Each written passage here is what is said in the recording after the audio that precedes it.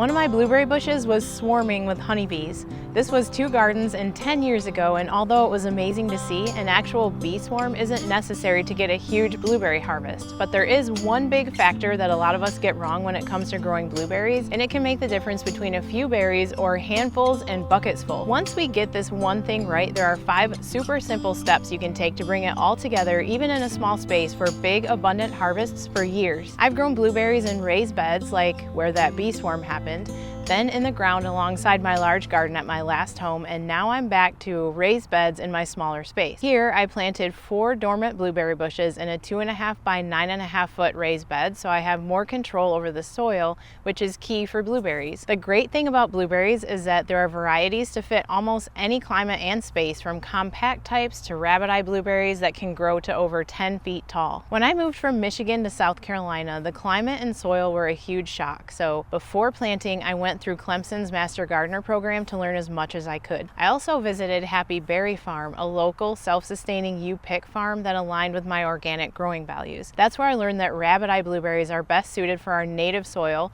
and our climate when planting in ground. They get quite big, but if you're working with a smaller space, there are compact varieties that thrive in containers or raised beds where you have more control over soil, drainage, and protection from pests and weeds. A great tool is Fast Growing Trees, which is an online nursery where you can enter your zip code to see varieties suited to your zone. Each variety has specific chill hour requirements, so this removes the guesswork. I put their link in the description if you'd like to check it out. But no matter which variety you grow, they all benefit from the one big factor we're about to cover, along with the 5 simple things that we can check off right now to help them thrive and give us more berries. Most blueberry varieties can set fruit without cross-pollination, meaning they're self-fertile. However, cross-pollination, where pollen is transferred between different varieties, typically leads to improved fruit quality and quantity and even earlier harvests. Here's the key. This is the most important takeaway. To ensure effective cross-pollination, plant multiple bushes of the same type or different varieties within that same type. The main types are rabbit eye, high bush, low bush, and half high, with half high being hybrids of high bush and low bush. This works if rabbit eye varieties cross-pollinate with other rabbit eye varieties, and high bush, low bush, and half high cross-pollinate with each other, but not with rabbit eye. The varieties you choose must also bloom at the same time, otherwise obviously cross-pollination can't occur. For effective cross-pollination, the bushes can't be more than 10 feet apart. In my raised bed, I planted compact varieties 2.5 feet apart to form a hedgerow. 2 of them are Perpetua, which bloom twice per year, doubling their yield and making them super high value. I also have a top hat and a silver dollar to complete the mix. Now on to these 5 simple steps that we can implement right now. Even blueberry varieties set up for maximum pollination won't thrive if the soil isn't right, which is something that can happen without even realizing it. The good thing is, though, getting it right is simple once we know exactly what they actually need. And once we dial in their soil requirements, they'll reward us with years of lush growth and heavy harvests. Hi, Kit Kit. When I planted 17 blueberry bushes alongside my former garden, I amended our red clay soil with peat moss and sand, but then I left it at that. The large garden got away from me, and I didn't do anything else with these bushes except for just watering, and after a couple of years, most of them were dead, sadly. The only survivors were a couple of rabbit eye varieties, which can handle less acidic, clay-heavy soil, which we have. But since I need compact varieties for my small raised bed, I don't grow rabbit eye because they just get too big. I have a full video on planting blueberries in raised beds and making an inexpensive acidic soil mix, so I'm not going to go into every detail right now, but I'll say real quick that blueberries have shallow roots so that they need consistent moisture, but they don't like to stay soggy. Well-draining soil is the best, which is what my soil mix here is. Since these are already planted, let's do a quick pH test with this kit, which after much research is the most accurate I've found for home testing, aside from sending a sample to the extension office. I'll link it in the description if you want to read more about it. Most garden plants thrive in a pH of 6 to 7, but blueberries need 4.5 to 5.5 to truly thrive. If your soil pH is too high, like mine is, you'll need to adjust it with elemental sulfur sulfur, which breaks down slowly and usually requires yearly applications. I started out with my acidic soil mix, but obviously that wasn't quite enough because a few months later I'm testing and my pH is too high. So what I would have done, or what I should have done when I planted, is add the elemental sulfur right away. I recommend Espoma Organic Soil Acidifier, which contains elemental sulfur and gypsum. Both are safe for organic gardening.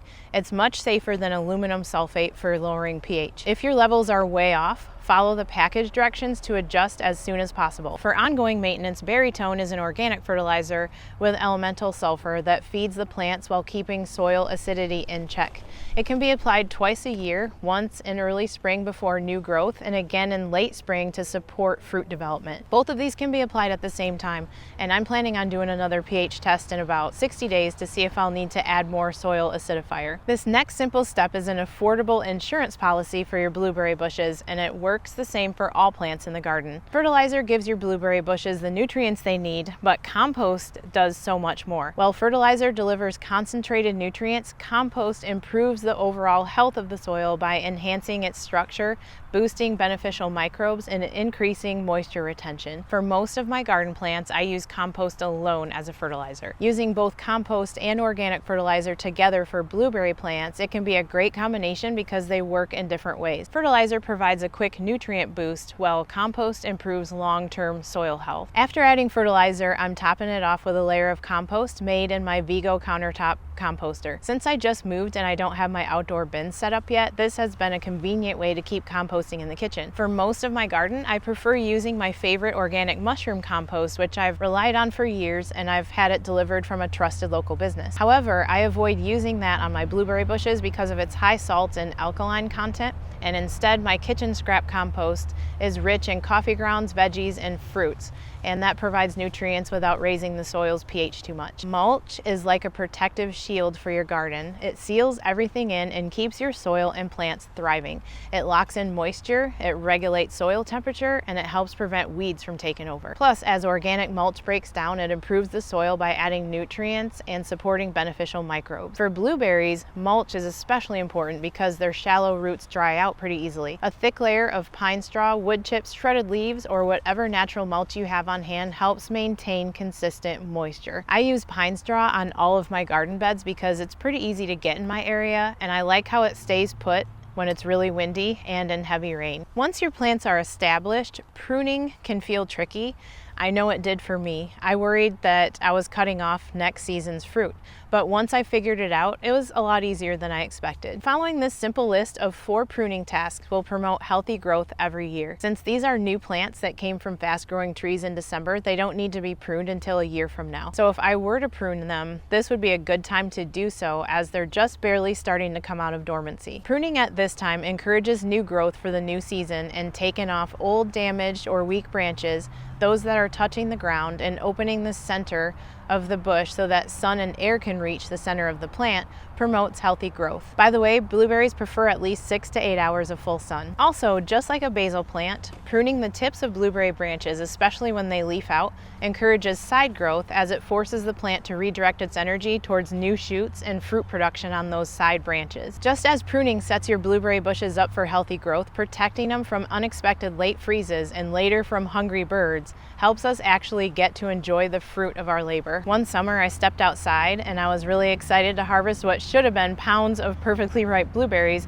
only to find that every last one of them had vanished because brown thrasher birds had completely cleared them out before I could even get to them. I ended up covering my bushes with netting, but in my large garden, it was a challenge to set up and secure properly. And the holes were big enough that the birds actually figured out how to get through them and get at the berries anyway. So now that I'm growing in a smaller space, applying freeze protection and netting is so much easier and satisfying, knowing that nothing can get between me and my amazing berries. Late freezes can be just as damaging as hungry birds, but they're much easier to manage in a small space. Back when I lived in West Michigan, I saw helicopters hovering hovering over massive blueberry farms trying to protect the blossoms from freezing temperatures. And when temperatures drop below 28 degrees, delicate blooms are at risk. So here in my raised bed, I've applied this Vigo cover system, which makes protecting my plants pretty simple. I can easily secure a frost blanket over the frame to shield them from late freezes, and when summer comes, I'll swap it out for this netting just as easily, keeping my berries safe from birds and other pests. I'll make sure to apply it when blooming is done though, so that pollinators can get in. This is pretty easy to do when all of your blueberry bushes are blooming all at the same time. Growing blueberries, whether in raised beds, containers, or a small backyard plot, doesn't require acres of land to yield big harvests. By choosing the right varieties, ensuring cross-pollination, maintaining proper soil conditions, and following a few simple care steps, you can enjoy an abundance of fresh, homegrown blueberries for years to come. If you found this guide helpful, please be sure to like this video and subscribe for more small space gardening. Let me know in the comments, are you growing blueberries this season? I'd love to hear what varieties you're growing.